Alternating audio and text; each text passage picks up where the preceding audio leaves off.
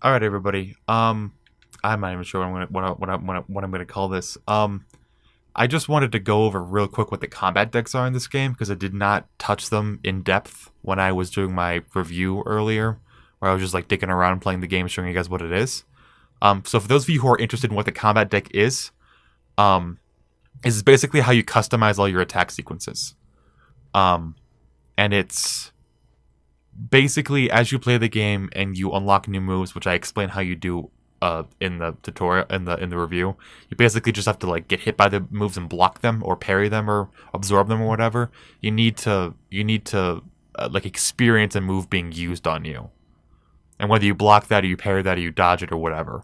But as you do that, you'll learn new moves. I'm not max level yet, and as you level up, you will unlock more slots for your attack sequences, and I hope that you unlock more for your alternate attacks because those are kind of cool. But uh, you can use your combat deck editor in a couple of different ways.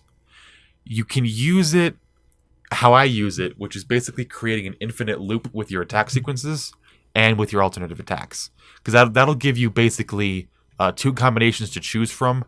And if you want to integrate your alternative attacks into your attack sequences, you can. Right now, my alternate attacks, which are my heavy hitters usually, they link through each other.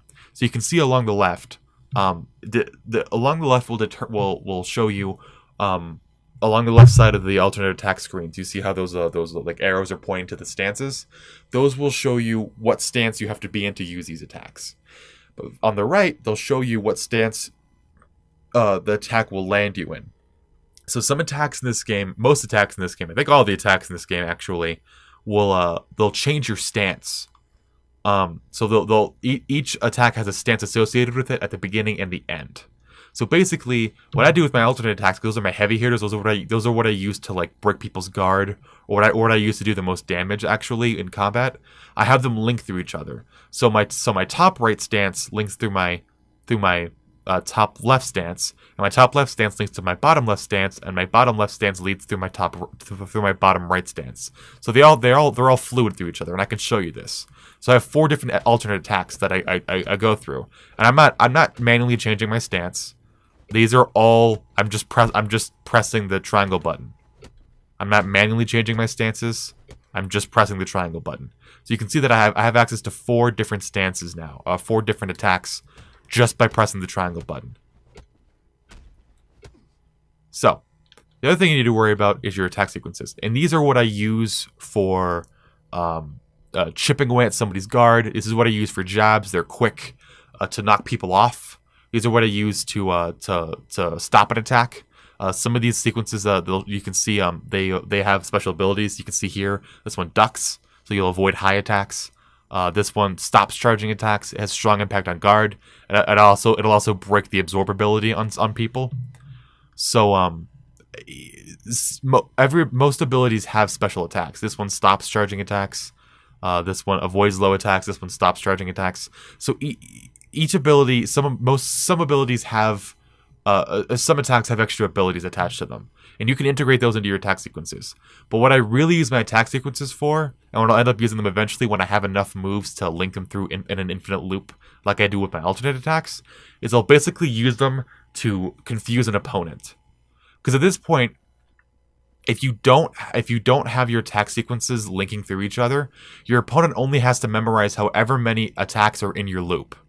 So, like in this instance, I only have 6 attacks in my loop. I go through 3, 2, and then through these 2. It goes through this line, and then the bottom line. This one is not integrated in. None of my moves put me into this stance except for my alternative attacks. So you can either use either or. You can use your alternate attacks to get yourself into a stance, or you can use your attack sequences to get yourself into a specific stance. Or you can just change it manually, like you're supposed to, sort of. So I'm not saying that whatever you're building is wrong. I'm just saying that this is how the combat deck works. You're able to basically put in fluid moves. Ideally, I'm just mashing a square, by the way. Ideally, you would have, I think you can have up to 4 attacks in a single sequence at max level. So ideally, you would have 16 different moves, all looping through each other. And it's not complicated to do. All you have to do is play the game enough to learn the moves. And there is a trophy for learning the moves. That's basically the only reason I'm doing it. So, I mean, I wanted to go over what the combat deck was. I wanted to explain some of what all this is. Obviously, each attack has its own damage. Your damage value at the bottom near your stats is the average damage across all your attacks. So the higher that is, probably the slower your moveset is, but the lower it is, probably the faster your moveset is. And that's also affected by your scaling. So how everything works is you see how you have the 4 different like icons down there next to your stance thing. The top one's your weapon, which doesn't matter. But then you have your strength, your dexterity, and your mobility. And you want those as high as possible. You also want those affected by your movesets. Some of your moves are you can see here that each move has its own scaling.